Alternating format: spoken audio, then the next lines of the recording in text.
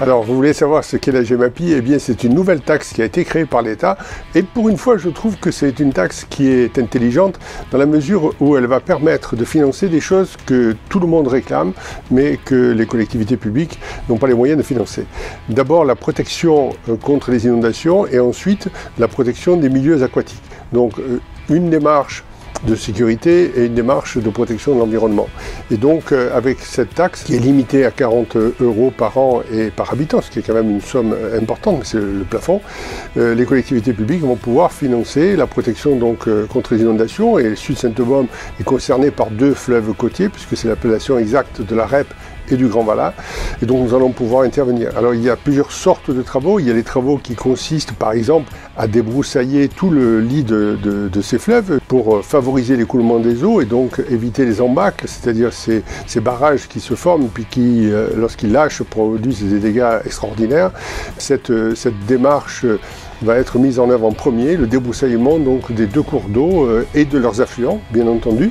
La deuxième va consister notamment à élargir les ponts qui sont au-dessus de ces rivières, de telle façon là aussi que l'écoulement des eaux se fasse de la façon la plus rapide possible. Aussi, chose importante, dans le cadre de la GEMAPI, on va installer des alertes aux crues, c'est-à-dire qu'en amont, on va installer un système qui permettra de repérer la montée rapide des eaux pour pouvoir alerter tous ceux qui sont en dessous.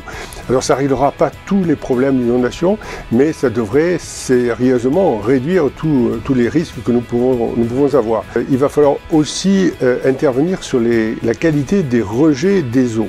Et donc, la ville de Sanary, par exemple, s'est engagée à installer des débourbeurs décompteurs désuleurs. Les débourbeurs décompteurs désuleurs ont pour but, lorsqu'il pleut, de traiter les premières eaux pour sortir tout ce qui avant allait dans la mer. Ce sont des investissements gigantesques, ce sont des millions et des millions d'euros, et donc il est absolument important que tout le monde travaille dans la même direction pour à la fois réduire les risques d'inondation et protéger la qualité des eaux qui sont rejetées en mer, que ce soit des eaux de pluie, a fortiori les eaux noires et les eaux grises.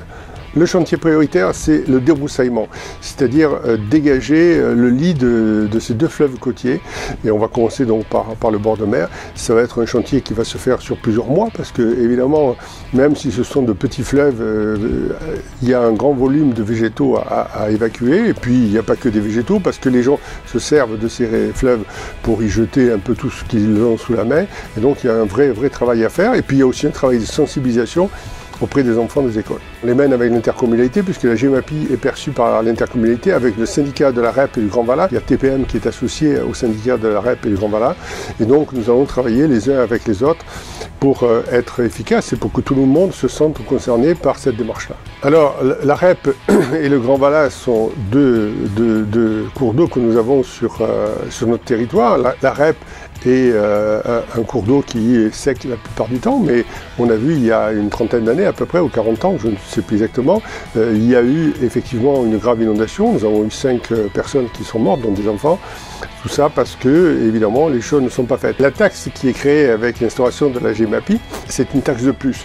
Mais au moins, en tous les cas, sur le territoire du Sud-Sainte-Baume, les gens, les habitants verront à quoi sert cet argent. Parce que vous avez remarqué que l'État, il nous prend de plus en plus d'argent et nous rend de moins en moins de services. Et donc là, effectivement, avec cette taxe, on va pouvoir faire des choses qui se verront et qui seront utiles. Le montant maximum est de 40 € par habitant. Nous avons choisi 15 € par habitant.